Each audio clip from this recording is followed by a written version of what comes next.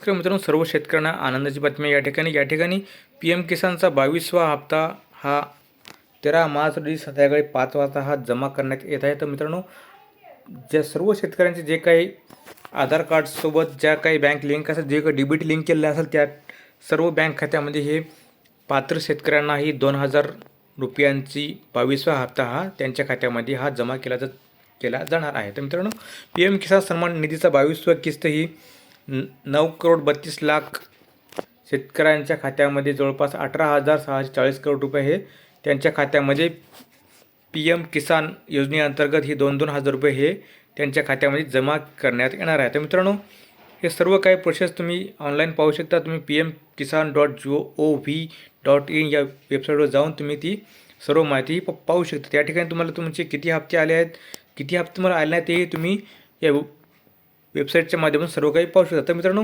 तुम्हाला हा 22वा हप्ता जमा झालेला आहे की नाही हे तुम्ही आपल्या कमेंट बॉक्समध्ये नक्की कळवा. तर मित्रांनो, व्हिडिओ कसा वाटला लाईक, कमेंट आणि शेअर करायला विसरू नका.